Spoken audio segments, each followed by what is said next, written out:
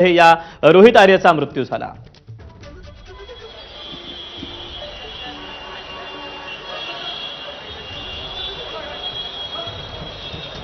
वेदांत,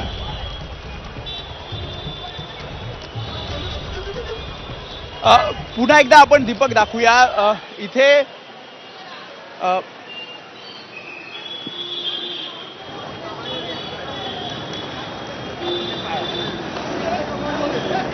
आपण क्षणाक्षणाचे अपडेट प्रेक्षकांपर्यंत सध्या पोहोचवतो आहोत।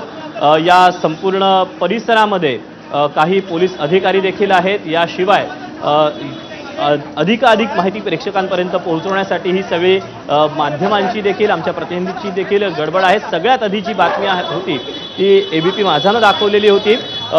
ज्या प्रकारे या रोहित आर्यनं या सगळ्या मुलांना पवईतल्या या स्टुडिओमध्ये ओलीस ठेवलेलं होतं, त्यानंतर या ठिकाणचे जे प्रत्यक्षदर्शी होते त्यांनी एबीपी माझाला देखील फोनवरून काय नक्की घडतं आहे याबद्दलचे अपडेट्स दिलेले होते। त्यानंतर आमचे प्रतिनिधी देखील घटनास्थळी पोहोचलेले होते।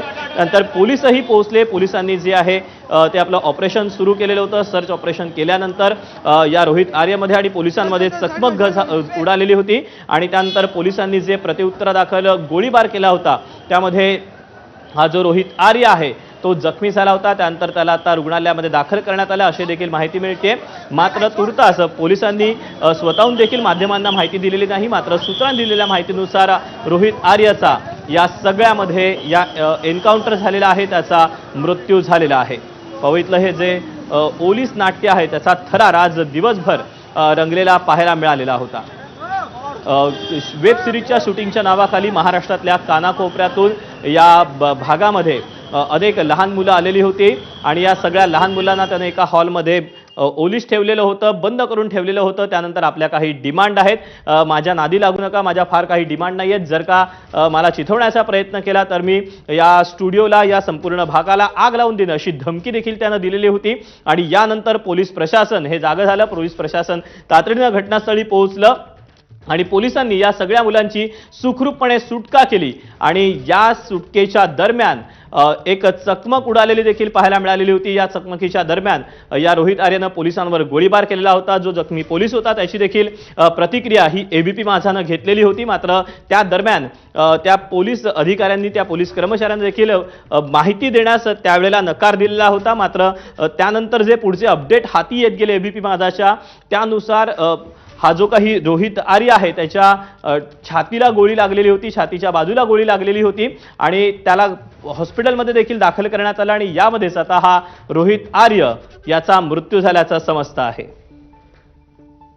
आपण पुन्हा एकदा वेदांतकडे जाऊयात। वेदांत, रोहित आर्यचा मृत्यू झालेला आहे, मात्र या सगळ्यानंतर काही प्रश्न देखील उपस्थित होत आहेत। काय नक्की घडतंय? कारण पोलिसांनी आता तू ज्या अधिकाऱ्यांचा बाईट घेण्याचा प्रयत्न केला होता त्यांनी मात्र अधिकृतपणे जाहीर करण्यास नकार दिला होता।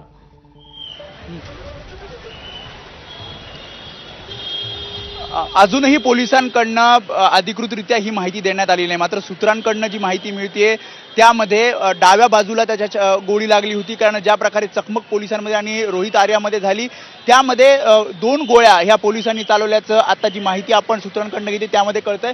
आणि हाच या पवईमधल्या म्हणजे पवई आणि साकीनाकाच्या रोड जो आहे त्या ठिकाणचा या ठिकाणी हा स्टुडिओ होता आणि या स्टुडिओमध्ये राज्यभरातील मुलांना ऑडिशनसाठी बोलवलं होतं आणि ऑडिशनसाठी बोलवल्यानंतर इथेच त्यांना ओलीस ठेवलं। 17 मुलं ओलीस होती आणि त्यामध्ये तातडीनं म्हणजे ह्या ठिकाणच्या स्थानिकांनी पोलिसांना बोलवलं। जो काही गोंधळ इथे होत होता, कारण ज्या प्रकारे रोहित आर्याने सुद्धा एक स्वतः व्हिडिओ केला आणि व्हिडिओ करत सांगितलं की माझ्या काही मागण्या आहेत आणि त्या मागण्यांची पूर्तता करावी आणि मला संवाद साधायचा आहे। आणि त्यानंतर आपण बघतो पोलीस तातडीनं इथे आले। साधारणपणे 1-1.25 तास हा सगळा थरार इथे सगळ्यांनी अनुभवला आणि त्यानंतर जे मुलं या ठिकाणची होती त्यांना रेस्क्यू करण्याचं एक मोठं शर्थीचं काम पोलिसांनी केलं आणि हे रेस्क्यू पूर्ण झाल्यानंतर आपण जेव्हा ही माहिती घेतली की रोहित आर्याचं नेमकं काय झालं, तर रोहित आर्याला तातडीनं जवळच्या रुग्णालयात ट्रॉमा सेंटरमध्ये दाखल करण्यात आलं आणि आता जी माहिती मिळते गोळी जेव्हा त्याला डाव्या बाजूला लागली त्यामध्ये तो गंभीर जखमी झाला होता आणि त्याचा आता मृत्यू झाल्याचं कळतंय।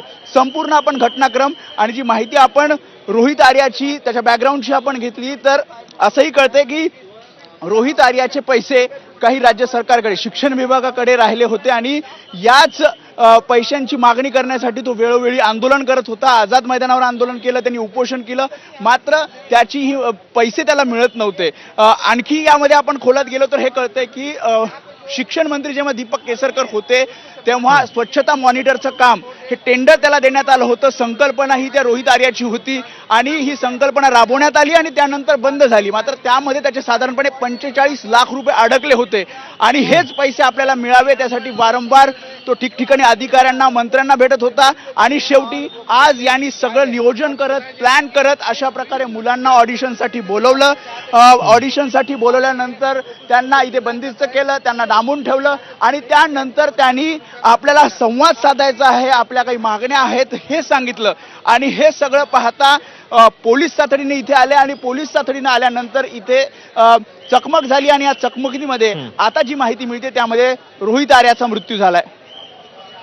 वेदांत, हा जो रोहित आर्या आहे याची पार्श्वभूमी काही कळू शकलेली आहे का? त्याच्यावर या अगोदर काही गुन्हे वगैरे काही दाखल आहेत का? किंबहुना तो काय नक्की